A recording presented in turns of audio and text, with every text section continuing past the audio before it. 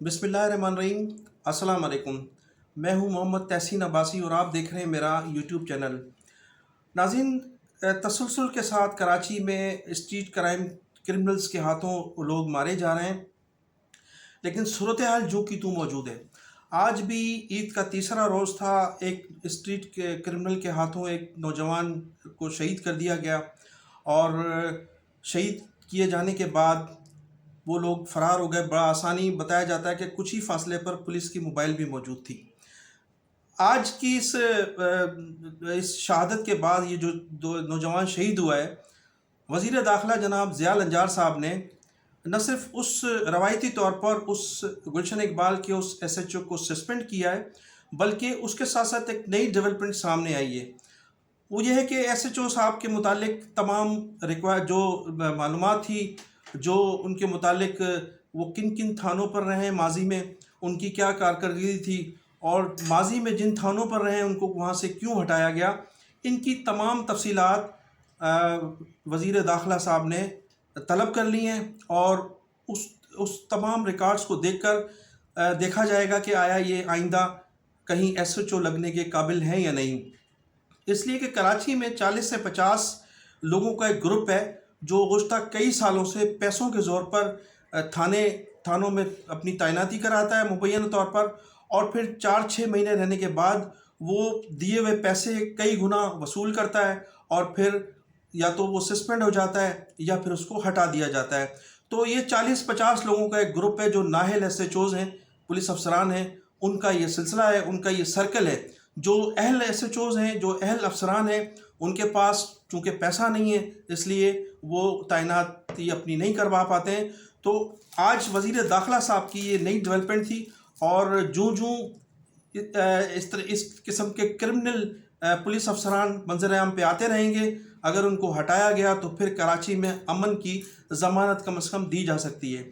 कराची के हालात पर हमारे बाज़ मजहबी रहनुमा और ख़ुसूसन बानी मुत्तहदा अल्ताफ़ हुसैन साहब ने एक मरतबा फिर माजी की तरह कराची के शहरियों से अपील की है कि वो अपने कीमती सामान फ़रोख्त करें, अपना लाइसेंस बनवाएं और लाइसेंस बनवाने के बाद अपनी हिफाजत ख़ुद करें। इसलिए कि गुज़श्ता 16 सालों में जो पाकिस्तान पीपल्स पार्टी की हुकूमत सिंध में रही है, उन्होंने शहरी लोगों की जो है हिफाजत किसी तरह से भी वो हिफाजत करने में कामयाब नहीं हुए।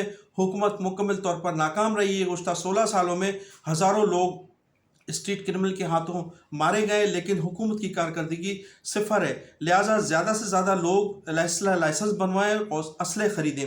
अब असले लाइसेंस बनवाने की सूरत हाल ये है कि वज़ारत दाखिला में बाकायदा दुकान खुली हुई है और होम सेक्रेटरी के पास एजेंटों की एक लाइन लगी हुई है। वहाँ लाइसेंसों के मुतालिक पैसे फ़िक्स किए गए हैं। 35,000 से 50,000 तक लाइसेंस के लिए वसूल किए जा रहे हैं। 35,000 में आपको होम सेक्रेटरी ऑफिस में आपको आना होगा, वहाँ पेश होना होगा, और 50,000 में आपको घर बैठे लाइसेंस मिल जाएगा।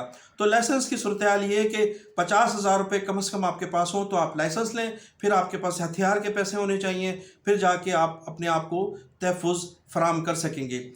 आज नाज़रीन इसके अलावा एक और नई डेवलपमेंट जो सामने आई है, जो अफसोसनाक भी है, कि माजी के लैंड ग्रेबर और बलूचिस्तान से नौ मुंतखब MPA अली हसन बरोई, जो सिंध में मुख्तलिफ मुकदमात में मतरूब रहे और आज से 1.5 से 2 साल कबल सिंध के कोर कमांडर ने वज़ीर आला सिंध सैयद मुराद अली शाह, सीनियर सूबाई वज़ीर सैयद नासिर हुसैन शाह और सईद गनी को बुलाकर अली हसन समेत उनके तमाम साथियों की गिरफ्तारी के लिए कहा था और उनको ये अहकाम सादिर फरमाए थे कि इन लैंड ग्रेबर्स को फिलफौर गिरफ्तार किया जाए, जो न सिर्फ सरकारी अमलाक पर कब्ज़े करते हैं, गलत तरीके से ज़मीनों को जो है वो अपने नाम करवाते हैं, उनकी लीज़ ली जाती है।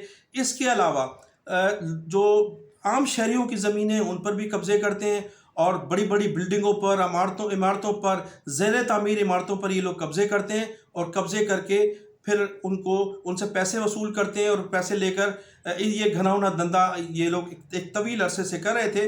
कोर कमांडर साहब ने ये कहा था, अहकाम सादिर फरमाए थे कि इनको फौरी तौर पर गिरफ्तार किया जाए, लेकिन वज़ीर आला सिंध मुराद अली शाह और दोनों सूबाई वज़ीरों ने جناب کور کمانڈر صاحب کے استحکامات پر برہمی کا تو اظہار ضرور کیا تھا، لیکن ان کے سامنے انہوں نے کہا تھا کہ ہم اس پر عمل درآمد کریں گے، لیکن بعد میں آ کر انہوں نے برہمی کا اظہار کیا، بلکہ ان کو گرفتاری کے بجائے ان تمام لوگوں کو، جن لوگوں کی لسٹ فراہم کی گئی تھی کور کمانڈر ہاؤس سے، ان کو سیف اسپیس دیا گیا اور بلوچستان فرار ہونے میں ان کی پوری مدد کی گئی۔ اس وقت وہ بلوچستان فرار ہو گئے تھے۔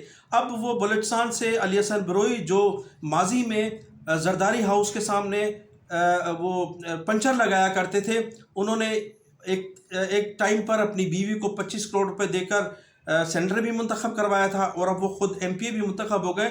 تو اب آئی جی سندھ جو ہے، آئی جی بلوچستان ان کی چوائس پر لگایا جا رہا ہے۔ جاوید عالم اوڈو ان کی تجویز پر بلوچستان کے آئی جی لگائے جا رہے ہیں۔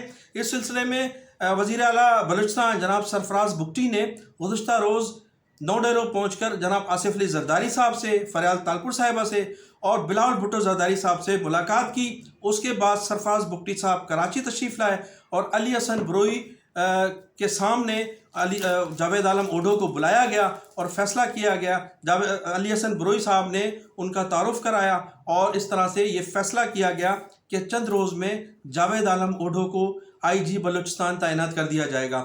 افسوسناک صورتحال یہ ہے کہ جو شخص کل تک سندھ میں متعدد کیسوں میں ملوث تھا اور لینڈ گریبر تھا، سندھ حکومت کو مطلوب تھا، کور کمانڈر چاہتے تھے کہ ان کی گرفتاری ہو، آرمی چیف چاہتے تھے کہ ان کو گرفتار کیا جائے، لیکن آج وہ بلوچستان جیسے حساس صوبے میں آئی جی تعینات کروانے میں کامیاب ہوتے ہوئے نظر آ رہے ہیں۔ تو ہمارے اداروں کو سوچنا ہوگا، ہمارے اداروں کو اس طرف خصوصی توجہ دینا ہوگی کہ وہ شخص جو لینڈ گریبر تھا، جو مطلوب تھا حکومتوں کو، آج وہ آئی جی سندھ ان کی تجویز پر لگایا جا رہا ہے۔ تو پھر اس کے گناہوں دندے جو ہیں وہ کس قسم کے ہوں گے، اور پھر بلوچستان جو حساس صوبہ ہے وہاں کیا ماضی میں مستقبل میں کیا صورتحال پیدا ہوگی۔ تو ناظرین، میں انہی الفاظ کے ساتھ آپ سے اجازت چاہوں گا۔ آپ میرے چینل کو سبسکرائب بھی کیجیے گا، کمنٹ سیکشن میں جا کر اپنی قیمتی رائے کا اظہار ضرور کیجیے گا۔ پاکستان زندہ باد۔